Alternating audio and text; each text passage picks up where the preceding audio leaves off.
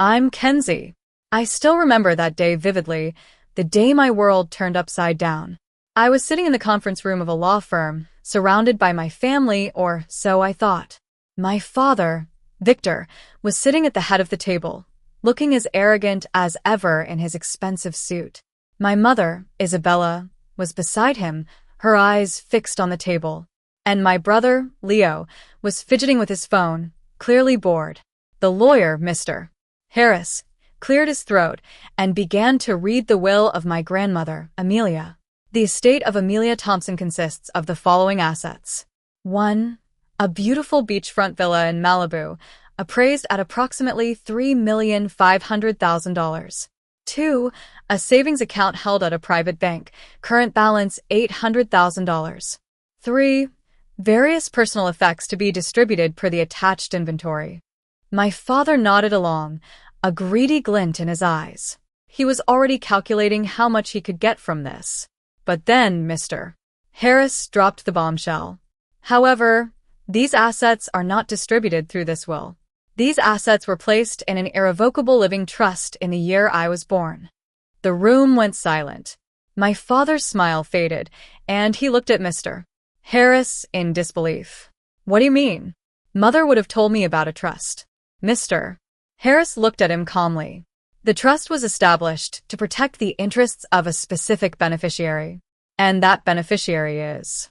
He turned to me. Kenzie Thompson. For a moment, no one moved. Then my father shot to his feet, his chair scraping against the floor. That's impossible. My mother would never do this.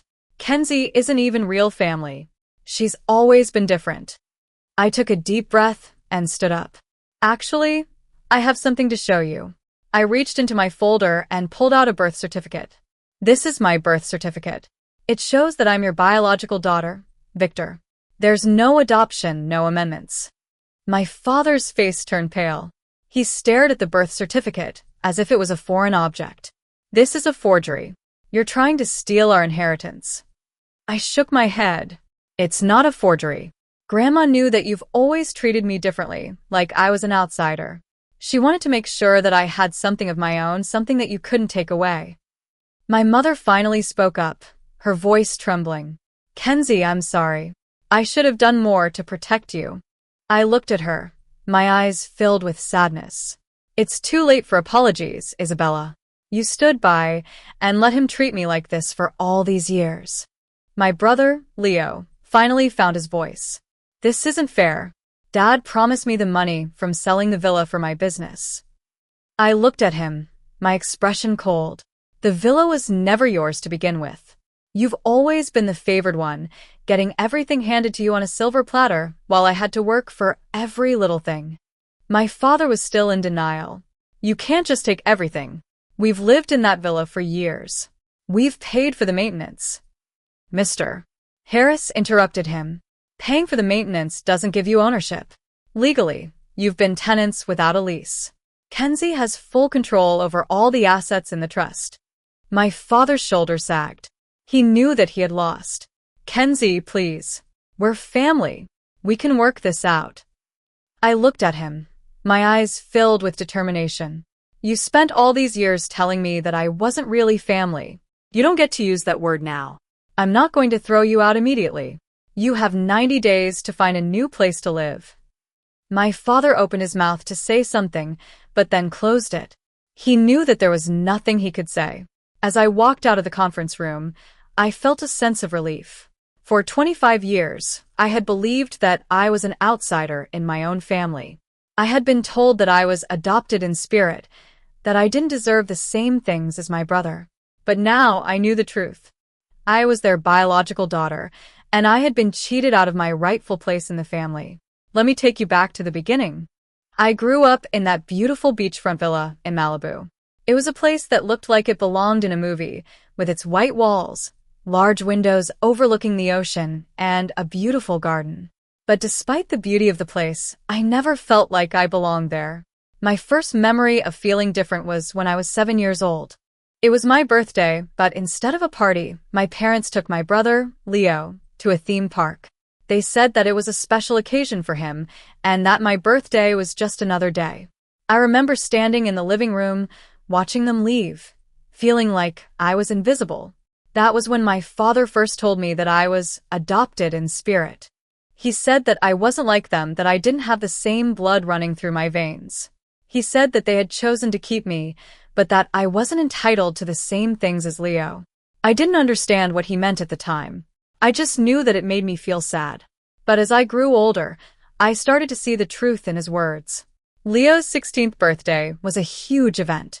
My parents threw a party for him at the villa, inviting all his friends and their families. There was a live band, a DJ, and a huge cake. My parents even bought him a brand new sports car. On the other hand, my 16th birthday was just another day. I came home from school to find a small gift from my mother, a cheap necklace from a discount store. My father didn't even remember my birthday. When Leo went to college, my parents paid for his tuition, bought him a new laptop, and even rented him an apartment near the campus. They flew out to help him move in and stayed with him for a week. When I got into college on a scholarship, my parents told me that they couldn't afford to help me. They gave me a small amount of money for books and told me to find a part-time job to pay for the rest. I ended up working 3 jobs during my college years, just to make ends meet. But there was one person who always believed in me, who always made me feel special. My grandmother, Amelia. Every year on my birthday, I would receive a card from her. It was always on lavender paper, with her beautiful looping handwriting. The message was always the same. Remember who you are, my darling. The truth always surfaces. I never understood what she meant until that day in the conference room.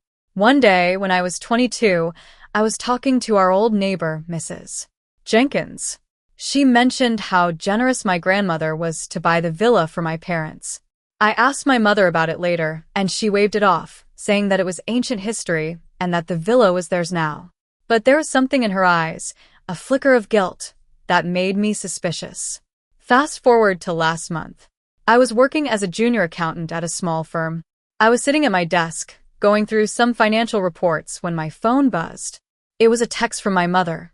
Family celebration this Saturday. Leo's business launch. Don't be late. There was no mention of my birthday. Of course. I was about to decline politely when my phone rang. It was my grandmother. Kenzie, my darling, she said, her voice weak but still warm. I need you to come home this Saturday. I have something important to give you. I was hesitant. I didn't want to go back to that house, where I always felt like an outsider. But there was something in her voice that made me say yes. That night, I booked a flight to Malibu. I told myself that it was just for my grandmother, that I would endure the party for her sake. But deep down, I knew that something was about to change. When I arrived at the villa on Saturday, it was already filled with people. There was a large banner hanging across the front of the house that said, "Congratulations, Leo. Business launch." There was no mention of my birthday. My mother saw me in the foyer and handed me a list of tasks.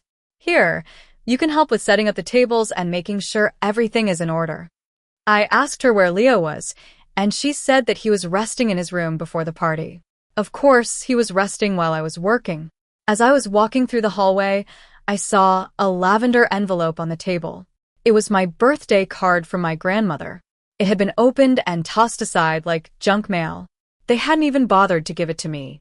The party was in full swing by 4 o'clock. There were people everywhere, laughing and talking. My father was standing in the middle of the room, making a speech about how proud he was of Leo. He didn't even look at me. I tried to blend into the background, but my aunt, Sarah, spotted me. "Kenzie, isn't today your birthday too?" My father laughed, a short, dismissive sound. "Oh, we don't really count that. She's different." Those words hit me like a punch in the gut. I felt the tears welling up in my eyes. But then, I saw my grandmother sitting alone in a corner, watching me. She gave me a small nod, as if to say, "Just wait." My father then made an announcement. "As most of you know, my mother, Amelia, owns this beautiful villa. When she eventually passes, we plan to sell the property and use the proceeds to fund Leo's business expansion." I couldn't take it anymore. I stood up and said, "What about me? What do I get?" My father looked at me as if I was a stranger. "You're an adult, Kenzie. You've always been self-sufficient. Besides, you're not technically family in the traditional sense. The room fell silent. I could feel the weight of 25 years of lies and neglect crashing down on me. Just then, my grandmother stood up and walked over to me. She took my hand and led me outside. We walked to a quiet spot in the garden, away from the party. "Happy 25th birthday, my darling," she said, her eyes filled with love. She reached into her pocket and pulled out a sealed envelope. "This is your future. But you can't open it here. Go to your car and read it alone." I took the envelope, my hands shaking. I looked at her, not knowing what to say. "Grandma, what is this?" She smiled. "It's the truth, Kenzie. The truth that I've been waiting 25 years to show you." I walked to my car in a daze. I sat in the driver's seat for an hour, just staring at the envelope. Finally, I broke the seal. Inside were 3 documents: a birth certificate, a thick legal document, and a handwritten letter on lavender paper. I started with the letter. "My dearest Kenzie," it began, "you are not adopted in spirit. You never were. Your father lied to justify his inability to love a daughter. I watched him treat you like a second-class citizen from the day you were born. I couldn't change him, but I could protect you. This trust was my way of ensuring that you'd have something of your own, no matter what they said or did." I read that line over and over again. I couldn't believe what I was reading. I grabbed the birth certificate and scanned it. It showed that I was their biological daughter, just like I had always suspected. The trust document was dense with legal language, but the key details were clear. The villa, the savings account, everything was mine. My grandmother had set up the trust the day I was born, to make sure that I would have a future. I sat in my car as the sun set, the documents spread across my lap. For the first time in my life, I had proof that I mattered. I had proof that my father had built his entire world on a foundation of lies. The next week was a whirlwind. My father called me, asking me to come back and help with the estate preparation. My mother called, trying to convince me to sign a family asset acknowledgement form. Leo texted me, saying that it was just a small formality. But I knew what they were trying to do. They were trying to get me to give up my rights before the truth was revealed. I called Mr.